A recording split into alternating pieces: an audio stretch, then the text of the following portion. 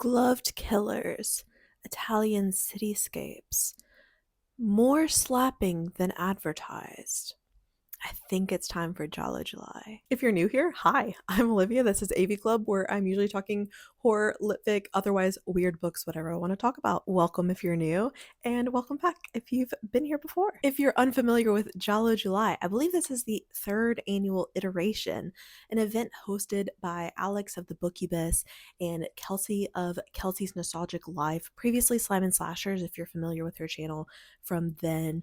And this month is all about the Italian genre of giallo, which is the Italian word for yellow. And yellow describes this genre because of the yellow covers that were emblematic of the genre at the time, that were the pulpy books, all had this like same yellow color. It is garish, it is ugly, it is in your face, and I love it. This event is so fun. Like, I'm so happy that it happens during my birthday month because it feels especially like a treat for me. I even did my nails in a Jell-O style for the occasion. We've got the yellow, we've got that bloody smear. I'm just so ready. And I love it both as a pre-existing lover of the genre who still has a lot of gaps to fill in her watch list. And there's so many movies that were made during this time. There's always a new one for me to find, which is hard to believe. But a lot of these were filmed on like a shoestring budget. So, that part is, I guess, understandable that they were pumping them out. Some of them are really great. Some of them are not, but I love them all the same. And this genre at its purest form, it's definitely something that gets debated, but at its purest form is Italian books and film that were this pulpy crime thriller, bloody slashers, proto slashers, frequently sexy and garish in other ways, definitely in bad taste a lot of the time. And this definition is expanded. There's French giallo, there's neo giallo. People are still doing things in the same type of fashion. And so the books and movies that I picked do run that spectrum as well, that they're not all purely 70s Italian films and books, but I think that they will get the vibe right. And if this is the first you're hearing about this event, I have to suggest going to the Discord. There are watch parties that are so much fun. These are like the most watchable with a group parties, to have that chat going on the side, being able to make smart observations, to be silly. They're just so much fun, and I really love this event. And so thank you to Alex and Kelsey for putting this on again. And I will be doing this until it goes no longer. So I want to chat about my TBR and watch list for Giallo July, and then the other books that I will be reading in July as well. Giallo July is keeping the same 4 prompts this year for the books and the movies, which are Giallo, to have a yellow cover, Bird with the Crystal Plumage, to have an animal in the title or on the cover, All the Colors of the Dark, to have a color in the title, and The Red Queen Kills 7 Times, to have a violent word in the title. And so for Giallo to have a yellow cover, for the book, I'm going to read The Bloodstained Doll by John Everson. This is the most Giallo book that I have on my list because it is a newer book. I think it was released last year and is written specifically to be in the style of those books and films. And this is about a woman, a young woman who goes to live with her uncle in Germany whenever a string of murders sets off. And so this is really just like right up my alley. I hope that this is as good of a time as it sounds. And I've never read a book that was trying to be a classic Giallo vibe before, and so I'm really looking forward to it. But I'm going to read this one on ebook. And for the movie, I've picked Giulio Questi's 1968's Death Laid an Egg, which is about a love triangle and a chicken farm. I don't know, it sounds crazy, which I think is what we need. As pulpy as these are, there are some really interesting, outlandish plots. Like, they don't just rehash the same gloved killer stalking through a nighttime city over and over again. So why not a love triangle on a chicken farm? For Bird with the Crystal Plumage, for an animal in title or on the cover, I have picked Agatha Christie's Cat Among the Pigeons.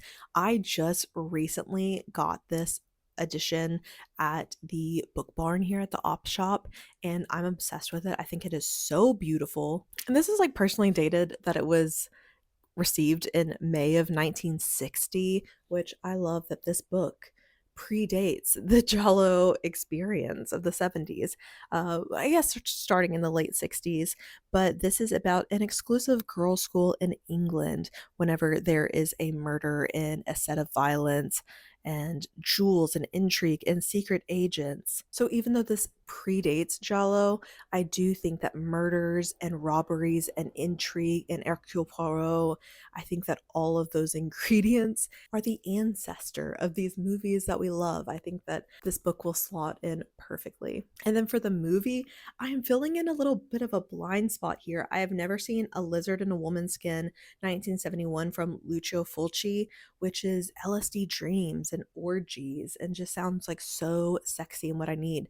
But I was sorting through like a Giallo list on Letterboxd and then sorting it by like highest rated first, and I think it was the highest rated one that I haven't seen yet, so I'm really looking forward to this one. And then for All the Colors of the Dark, for a color in the title, another crime novel that I've gotten recently at the book barn at the op shop, Green for Danger by Christiana Brand.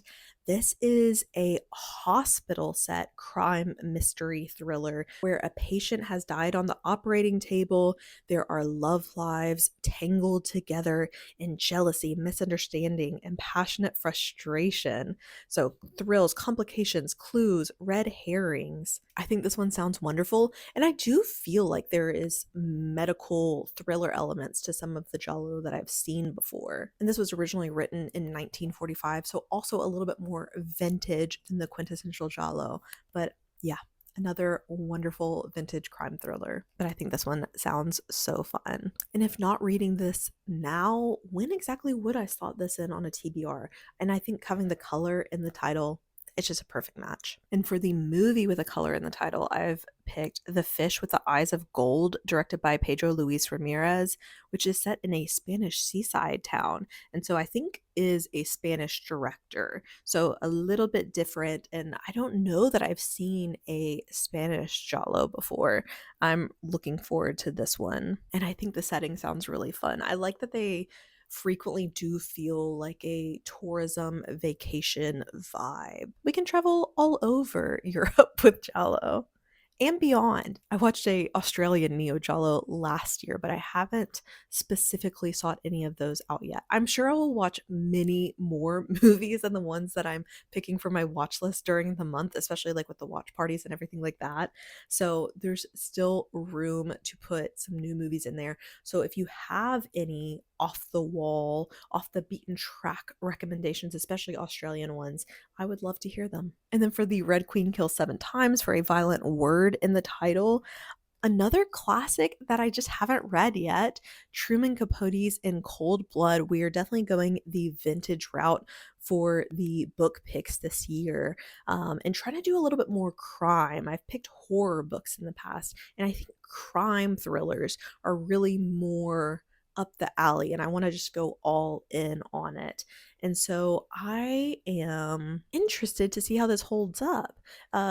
In Cold Blood, a somewhat not fictionalized maybe, but sensationalized true crime story from Truman Capote. Definitely a strong journalistic heart to this, but I think a lot of work in making it a compelling narrative as well. The first true crime book that I was aware of, and I've also never seen the movie. The only thing I've read by Truman Capote, I believe, is Breakfast at Tiffany's, if I'm not mistaken. As you may know, I am not really a true crime girly, so not my usual type of read, but this has so many accolades and it just feels like such a part of the modern American canon that I'm just need to know for myself. Like, is this something that I will love? We'll find out. I just think that this is the right time to read it, even though true crime, I think, is, just adjacent to Giallo.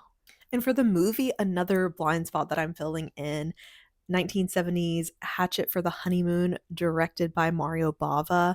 There are still plenty of Bava that I haven't seen, but I think that this is the most glaring absence in my watch history. So I am super excited to get to this one about a madman who's haunted by the ghost of his ex-wife. The Bava that I've seen before haven't exactly been Giallo, and I don't know if this one is like what people would consider Giallo strictly either, but it was compiled in a list of Giallo, and I will trust that. And if I just happen to watch another 70s Italian horror genre film that isn't strictly Giallo, that's fine.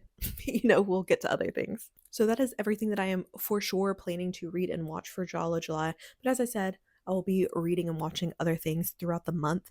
But for the remainder of my TBR, because there are still other things that I want to get to this month, my most anticipated Australian book of the year just came out yesterday here, and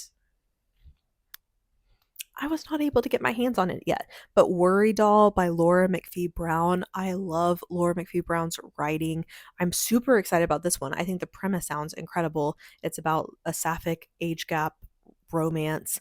It's not a romance novel. It's definitely lit fic. I don't remember the other details, but hopefully I will have that soon.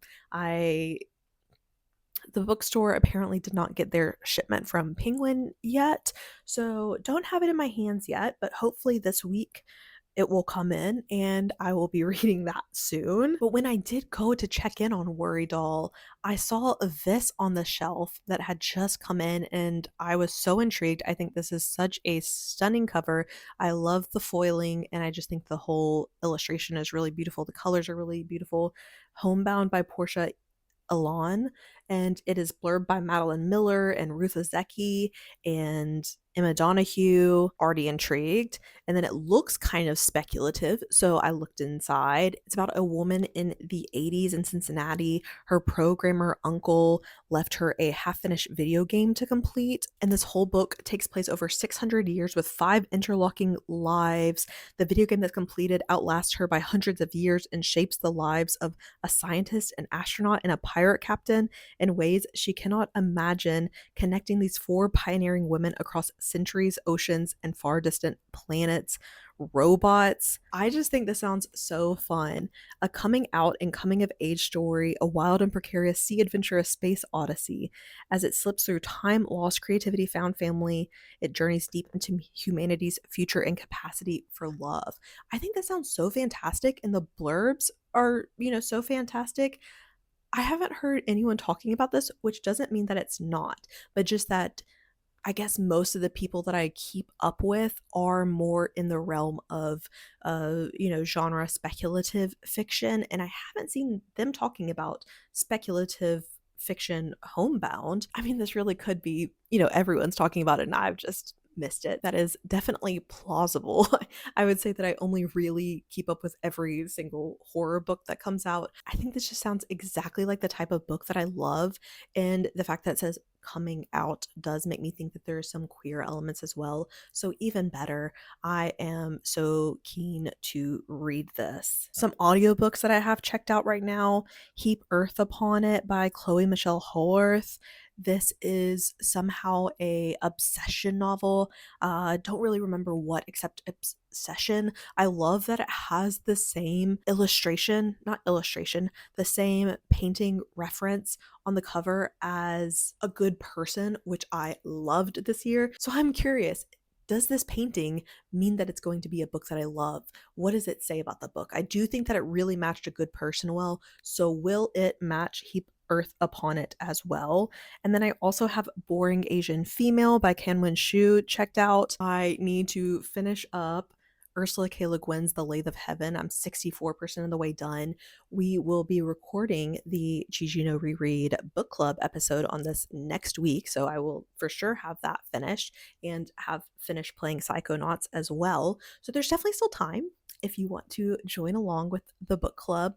We'll have a podcast episode and then we'll have a live show the week after here on my YouTube channel. Even if you haven't played the game or read the book, if you see that the live show is coming up and you can make it, please do and come say hi. They're really fun, and there's plenty to chat about even if you haven't read the specific text, because it is such a comparative lit experience of GGNoReread that we always talk about a book and a video game in conversation, that so many other things do come in conversation. We're kind of always talking about a genre as a whole and theory that applies to it, but can definitely apply to other things. So there's always a way to chat and participate, even if you aren't familiar with the exact book. Like, it's not spoiler plot discussion so much as a conversation. So that'll be fun. Still finishing up Don't Let the Forest In by C.G. Drews. Very funny, as I started reading this, I was loving it. I was able to check out an audiobook of a different C.G. Drews that was Hazelthorn. Loved that. Didn't get back to finishing this. There was some extenuating circumstances in June to my reading experience that I will discuss in my reading wrap up. That does not need to be discussed now, but we will be finishing that, about a fairy tale, dark fairy tale, queer boarding school. It is young adult boarding school, but yeah, it's been great so far. And then the arcs that I need to get to this month. So these are all through Netgalley, and thank you to the Netgalley and the publishers. Kitten by Stacey Yu. I did see that Chanel of Chanel's Chapters did not like this book, but I will still be reading it. I'm trying to keep an open mind, but she also has great book discussions. If you're not familiar with her channel, I would recommend checking it out. She reads so many books and has such thoughtful discussions of all of them. It's honestly extremely impressive. Kitten, I think, is about a girl who becomes obsessed with a new boyfriend's kitten, and from there we'll find out. The House of Gardenias by Isabel Cañas. I got approved for this, and similarly to the C.G. Drews, I went and got an audiobook of another Isabel Cañas that I hadn't read yet. I've read The Hacienda, and I just got and read an audiobook of The Possession of Alba Diaz, which I loved. So I'm hoping that The House of Gardenias is as good. But it is her first young adult novel. So I'm very curious, because the other novels were gothic, and Possession of Alba Diaz was a little bit sexy too. So I'm curious what a young adult novel will look like from her. And then The Minimalist by Kaylee Peterson, which is a horror novel, thriller horror novel, something to do with a composer. Haven't started any of these arcs yet, so there's definitely much reading that has to get done in July. But yeah, it's my birthday month, and so I'm really excited about this whole TBR. I think I have a great month of reading books and watching movies ahead of me. So let me know what you're reading in July. Let me know if you're joining in Giallo July, if you're interested in watching any Giallo film for the first time and you need a recommendation of where to get started, just let me know. But otherwise, chat with me down in the comments, and I will talk to you again soon. Bye!